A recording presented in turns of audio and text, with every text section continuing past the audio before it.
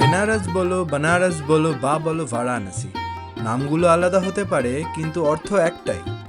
এমন একটা শহর যেখানে তুমি জীবনে প্রথমবারের জন্য হয়তো নিজের ভিতরের আধ্যাত্মিক দিকটাকে দেখতে পাবে, যেখানকার খাবার দাবার তোমার মনের রাস্তা দিয়ে পেঠে যায়, আর যেখানে ছোট্ট অলিগলির মাঝখানে খুঁজে পাবে নতুন নতুন গল্প। আমার এই বর্ণনাগুলো শুনতে খুবই আজব লাগছে হয়তো, কিন্তু সত্যি কথা। আর এগুলোই এক্সপিরিয়েন্স করার জন্য চলো শুরু করা যাক এই রোমাঞ্চকর আধ্যাত্মিক জার্নি বারাণসীর থেকে।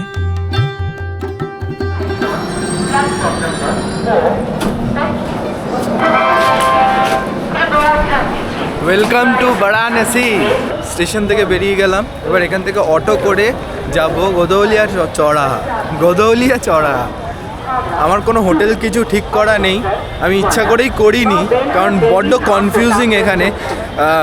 অনেক হোটেলস আছে, অনেক কিছু আছে, আমি কোনোটাই বুক করিনি, ওখানে গিয়ে আমি করব। টোটো ধরে নিলাম, 20 টাকা করে নিচ্ছে, শেয়ারে যাব। অন্যান্য যত জায়গায় আমি ট্রাভেল করেছি, আমি কোনো জায়গায় এরকম লোকালি ট্রাভেল করিনি, সব জায়গায় গাড়ি রেন্ট করা থাকে, ওরকমভাবে ঘুরেছি। বাট এবার আমার একটা নতুন এক্সপিরিয়েন্স হচ্ছে এখানে পুরো লোকালি ট্রাভেল করে।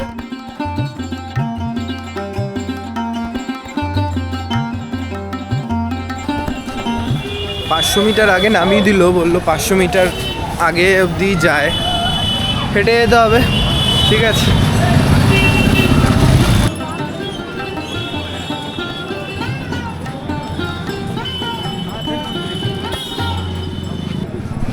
এটা হচ্ছে গদৌলিয়া চক, যেটাকে গোদোয়ালি চকও বলে, চড়া এটা বলে। এখান থেকে এবার দেখতে হবে হোটেলসটা কোন দিকে নেব। প্রায় 1 ঘন্টা রাস্তায় ঘোরার পর ফাইনালি একটা পদের হোটেল খুঁজে পেলাম। এই যে হোটেল, ছোট্ট রুম, এখানে আবার একটা অ্যাপেলের আয়না লাগানো আছে, ভালো বেশ।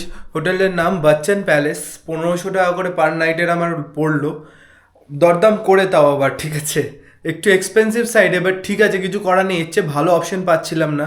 আর যেগুলো কম টাকার হোটেল দেখাচ্ছিলো সেগুলো মানে জঘন্য টাইপের। যাই হোক, আমি এখন এখানে এসে ফ্রেশ হলাম, এবার আমি বেরোবো, আর তোমাদের সাথে দেখা হবে সেই বেনারসের ফেমাস একদম ছোট্টখাটো অলিগলির মাঝখানে।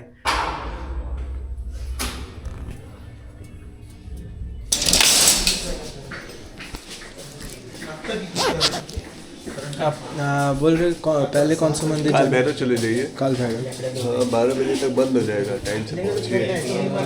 आधा घंटे तक चले जाएंगे? पहुँच जाएंगे। ठीक है, पहले काल भैरव चले काल जाएंगे। भैरव, फिर मृत्युंजय महादेव, फिर वहीं पे है धन्वंतरी कूप, ये सब घूमते हुए तब आइए। ठीक है, ফার্স্টে এখান থেকে যাব কাল ভৈরব মন্দির, তারপরে ওখানে মহামৃত্যুঞ্জয় কূপ আছে, আর কি কি সব বললো, তো আমি পরপর সব কটা দেখবো, কভার করব। তো এখন এখান থেকে অনেকটা হাঁটা ডিস্টেন্স, তো হেঁটে হেঁটে কভার করতে হবে। চলো শুরু করি। 12টা অবধি খোলা বললো কাল ভৈরব মন্দির। আর কাল ভৈরব মন্দির নিয়ে মানে এখানকার প্রচলিত কথা হচ্ছে পুরো বেনারসি শহরটাকে কাল ভৈরব রক্ষা করে রেখেছেন। তো কোনো পুজো করার আগে কাল ভৈরবের পুজো করতে হয়, নাহলে বাকি মন্দির দর্শন করার কোনো মানে থাকে না, এটা আমি শুনেছি। তো ফার্স্ট আগে বেনারসে এসেছি, প্রথম কাজটা হচ্ছে কাল ভৈরব মন্দির দর্শন করা। চলো,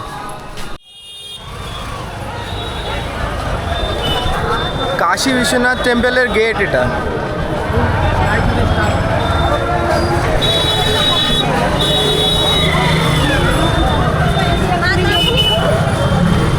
এখানে হাঁটা চলা করাটাও না একটা টাস্ক, মানে এত লোকে, আশেপাশে লোক, ভাই রে ভাই, ভীষণ রাস্তায়, মানে যে যেরকম পারছে চলছে। অ্যাম্বুলেন্সও ওখানে আটকে আছে, আর এখানে সবাই এরকমভাবেই চলছে।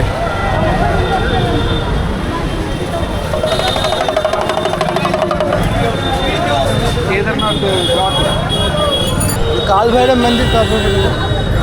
1.5 किलोमीटर है, दाई तरफ 1.5 किलोमीटर। এই যে ওই চকটা আছে, এটার থেকে ডান দিকে 1.5 কিলোমিটার। আমি রেকর্ড টাইমে হিট করেছি, মানে জানি না এত তাড়াতাড়ি কি করে এলাম। আরে ভাই আমি প্রায় 15 মিনিটের মধ্যে 3 কিলোমিটার হেঁটে চলে এসেছি, রেকর্ড। এই চলেই এসেছি, প্রায় সামনেই আছে কাল ভৈরব মন্দির।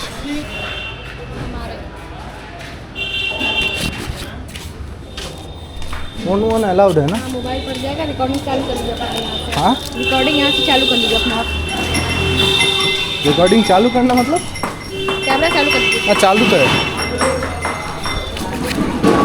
हेलो। বললো প্রসাদ নিতে, তাহলে 2 নম্বর গেট থেকে কি ঢোকাবে, তাহলে বলছে লাইন কম পড়ে, নিয়ে নিলাম, পুজোও দেওয়া হয়ে যাবে।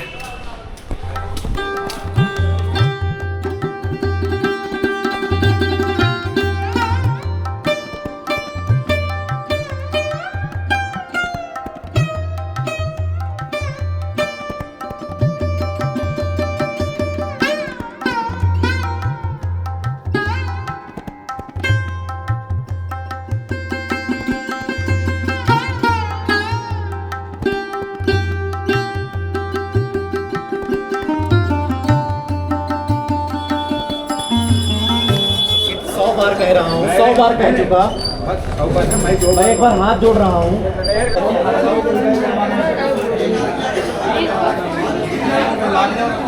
যেতে যেতে এই দুটো দাদার সাথে দেখা হলো, তাদের জন্যই আমি এখানে লাইনে দাঁড়িয়ে আছি, নাহলে লাইনটা অনেক বড় ছিল। তো এরা আমাকে বললো যে ঢুকে যেতে, তো ঢুকে গেলাম। থ্যাংক ইউ, এদেরকে বলতে হবে। এই দুজন হাই বলতে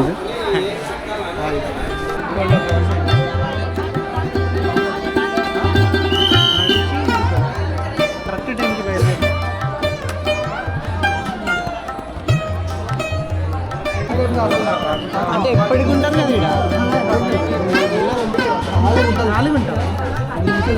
ভিতরে ঢোকাটা যেরকম টাস্ক, বেরোনোটাও একটা টাস্ক। ভাই রে ভাই কি ভিড়। ওই ছেলের দুটোকে বাই বাই বলে দিলাম, খুব ভালো ছিল। ইনস্টাগ্রাম আইডি নিয়েছি, কথা হবে নিশ্চয়ই। এটা ভালো লাগে আসলে, মানে একটা অচেনা শহর, অচেনা মানুষজন, আমি তাদেরকে চিনি না, তারাও আমাকে চিনে না, বন্ধু হয়ে গেলাম জাস্ট, এরকমই নতুন এক্সপিরিয়েন্স। যেটা বলছিলাম, এখানে একটা জিনিস আমার খুব প্রবলেম হচ্ছে, যেহেতু আমি হিন্দি পড়তে সচল নই। এই দেখো এখানে না ম্যাক্সিমাম 70 to 80% বিলবোর্ডস যা আছে, ডিরেকশন থেকে শুরু করে সব কিছু হিন্দিতে দেওয়া আছে। তো আমার ওটা ভীষণ পড়তে সমস্যা হচ্ছে। পারি না সেরকম না, বাট টাইম লাগে। कचौड़ी 2 बार तला जाता है क्या? कचौड़ी 2 बार तला जाता है। अच्छा, ये तो पूरी हो जाता ना, हाँ। टाइम नहीं होगा। हाँ हाँ हाँ हाँ। सब देसी का बोलिए सर। क्या क्या कचौड़ी दे दीजिए, बड़ी वाली 1 प्लेट दे। हाँ हाँ। पूरे आलू पूरी भी डाल दीजिए।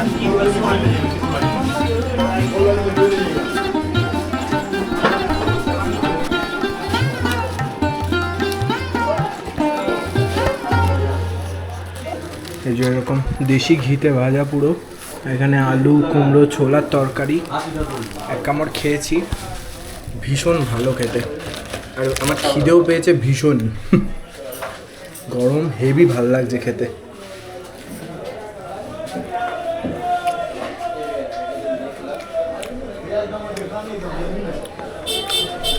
ওয়ার্থ ইট, এখানে আসা খাওয়া ওয়ার্থ ইট।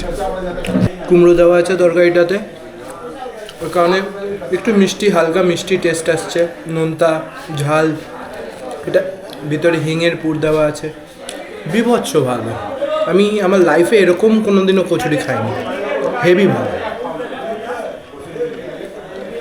এখন জিলাপি নিয়েছি দেশি ঘিয়ের,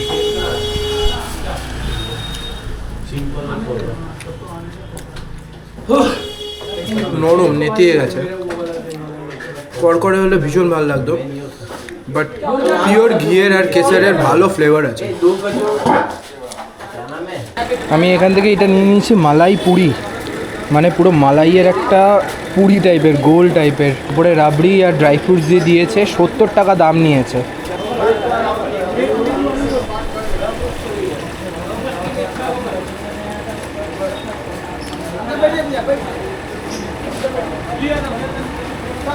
আমাদের ওখানে যেরকম রাবড়ি হয়, রাবড়ির উপরে যে শটটা পড়ে সেই শটটা দেওয়া, আর তার উপর থেকে একটুখানি এদের যেটা মাওয়া হয় না, একটুখানি পুরো রাবড়ি যেটা পুরো লিকুইড টাইপের, মানে হিন্দুস্তানিদের মিষ্টির দোকানে ওইটাই রাবড়ি, আমাদের রাবড়িটা আলাদা, তো সেইটা দেওয়া, খেতে ভীষণ ভালো।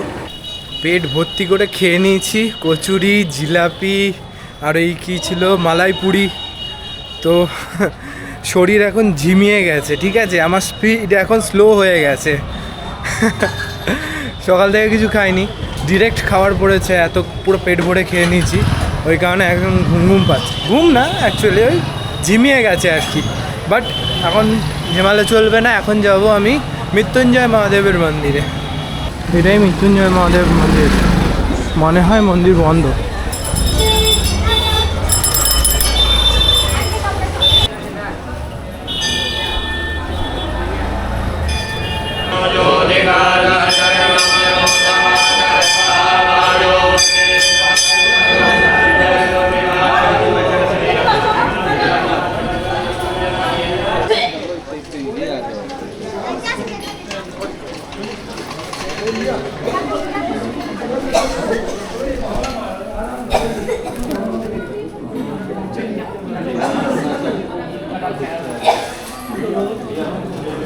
आज फिर ले जाया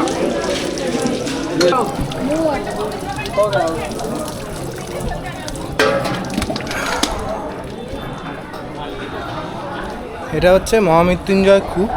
সেখান থেকে কথা অনুযায়ী এখান থেকে জল খেলে নাকি শরীরে সব ব্যাধ ব্যাধি সব চলে যায়।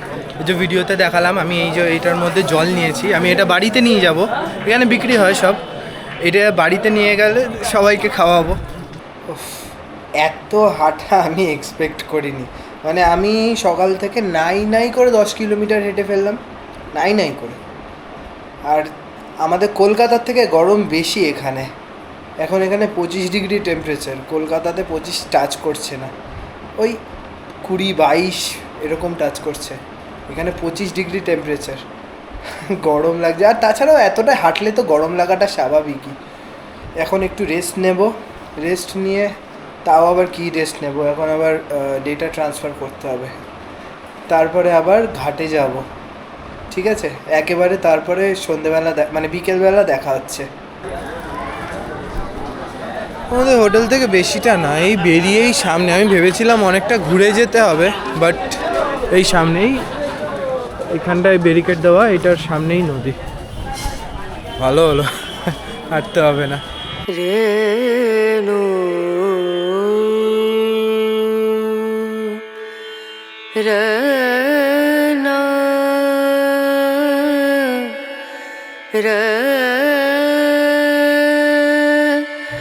ঘাটে এখন চলে এসেছি আর আমি বসে ওয়েট করছি কতক্ষণে আরতি শুরু হবে। এখনও 1 ঘন্টা বাকি, মানে এখন অলমোস্ট 5টা বাজে, 6টার সময় আরতি শুরু হবে, আমি এখনও অবধি ওয়েট করছি।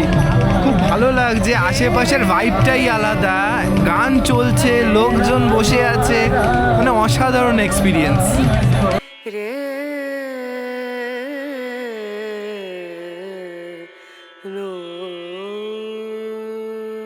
অবশেষে অপেক্ষার অবসান ঘটল, গঙ্গা আরতি শুরু হলো।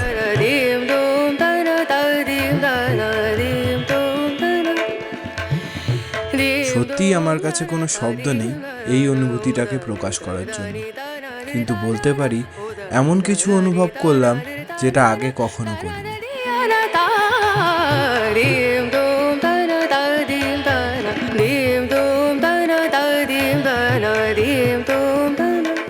অনেকেই চোখে দেখতে পায় না, কিন্তু তাও তারা এই পবিত্র গঙ্গা আরতিটা সামনে দিয়ে শুধু অনুভব করতে এসেছেন।